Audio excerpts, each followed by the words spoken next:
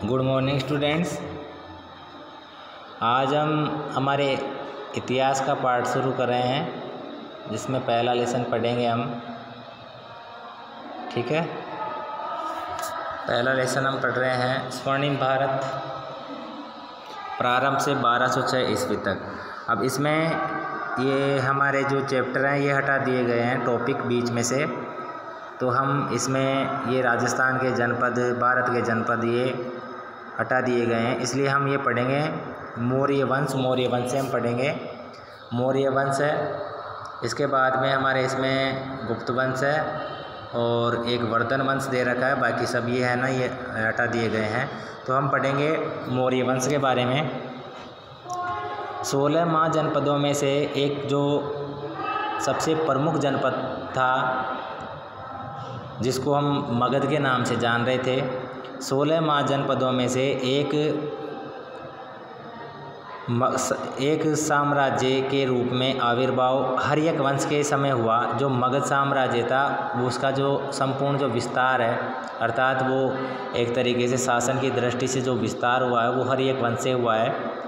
हर्यक वंश के समय हुआ और कालांतर में मगध ने प्राय समस्त उत्तर भारत पर अपना आधिपत्य स्थापित कर लिया और धीरे धीरे उसने समस्त जो उत्तर भारत था उस पर अपना अधिकार स्थापित कर लिया। अर्थात राजा क्या करते हैं, राजा युद्ध करते हैं और अपने साम्राज्य का विस्तार करते हैं, और अपने साम्राज्य की विस्तार की जो नीति होती है उसके आधार पर वो अधिक से अधिक जो क्षेत्र होते हैं उसको अपने आधिपत्य में ले लेते हैं या उसे अपने क्षेत्र में मिला लेते हैं।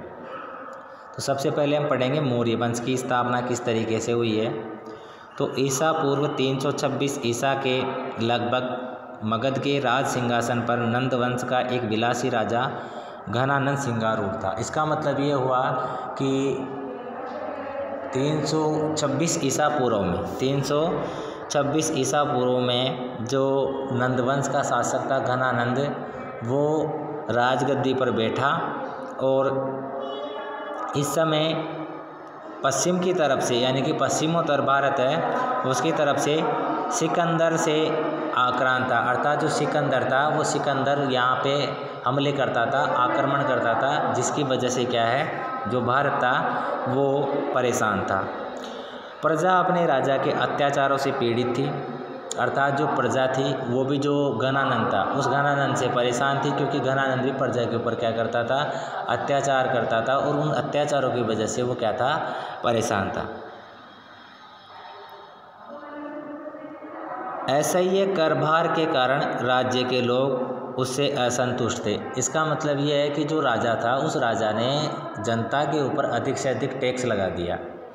आप जानते हो अधिकांश जो जनता थी वो कृषि का कार्य करती थी, ठीक है, कुछ व्यापारी वर्ग भी था, तो इन पर क्या है, ज़्यादा से ज़्यादा टैक्स लगा दिए गए और टैक्स इतना था कि वो सहन ही नहीं कर सके। ठीक है, तो टैक्स ज़्यादा होने की वजह से जो लोग थे वो असंतुष्ट थे।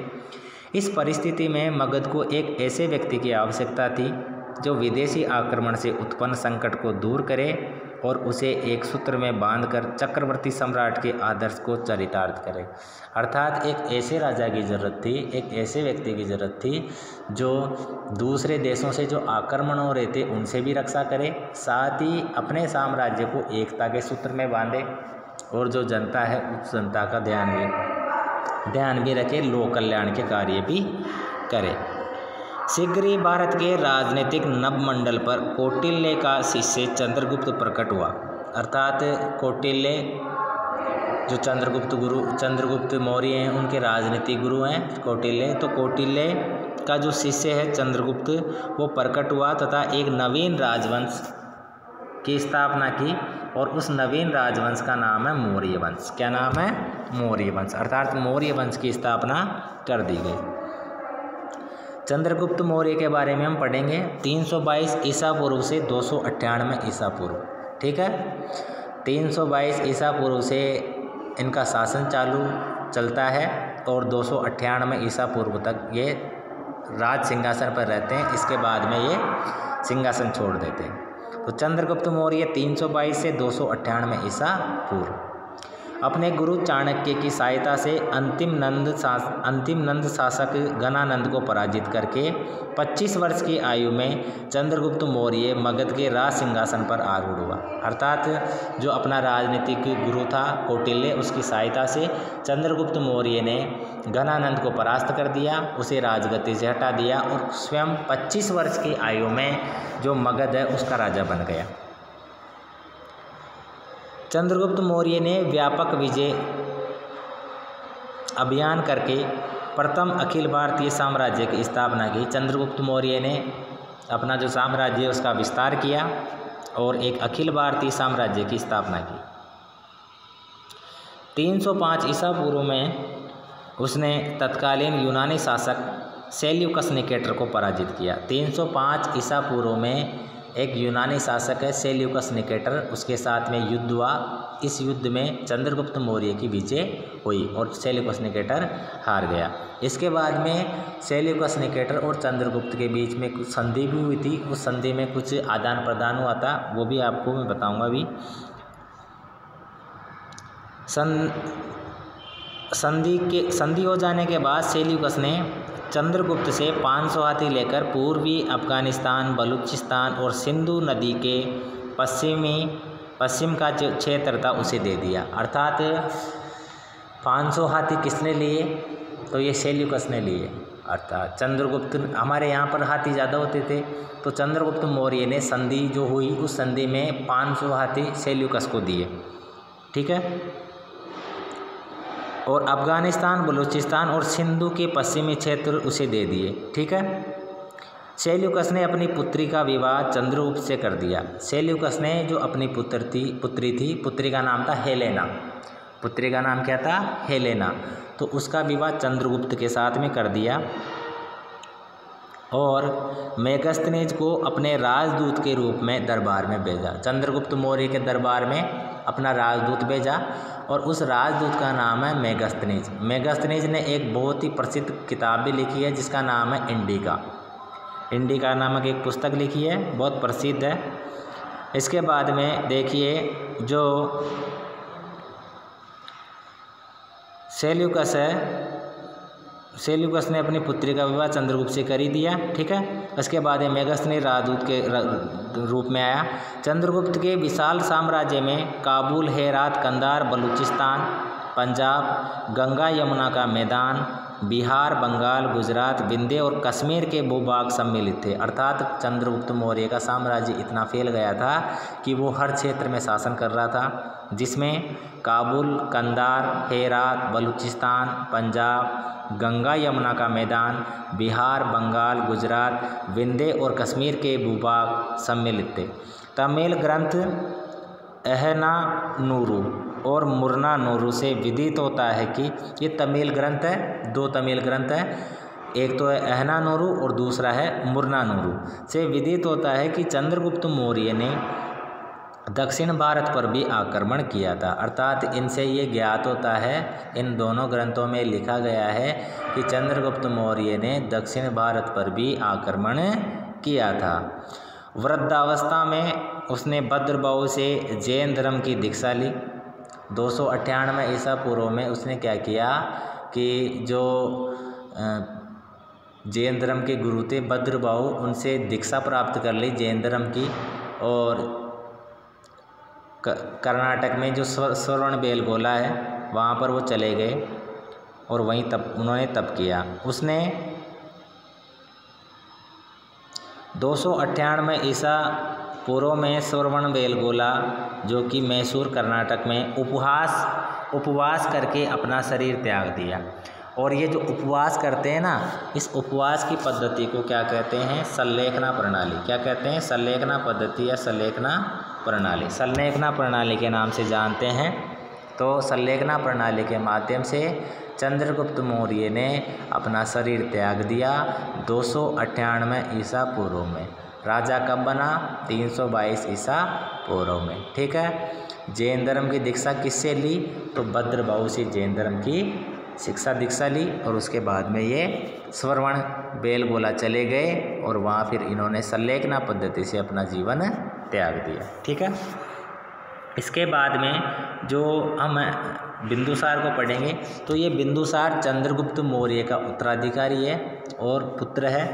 298 ईसा पूर्व से 272 ईसा पूर्व शासन है इनका, ठीक है।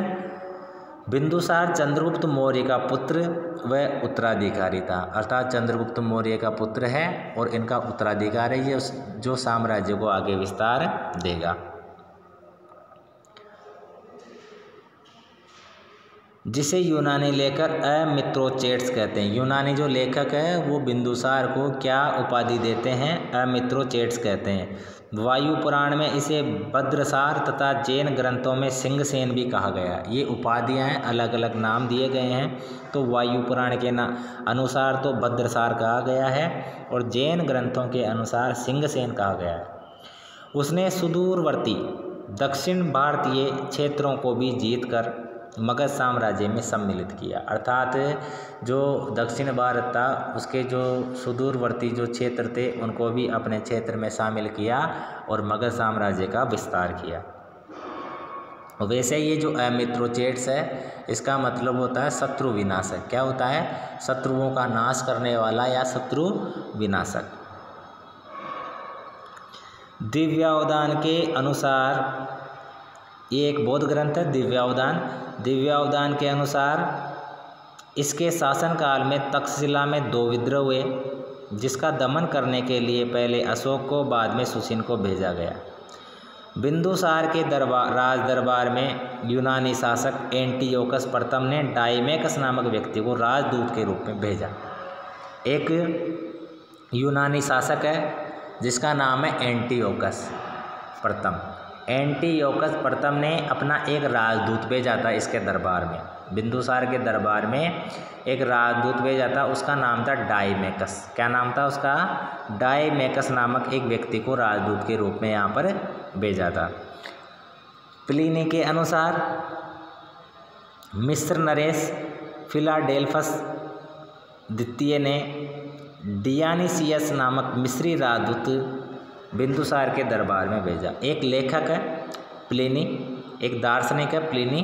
तो प्लिनी के अनुसार ये बताया गया कि मिस्र का एक नरेश था, मिस्र का एक राजा था जिसका नाम था फिलाडेल्फस द्वितीय।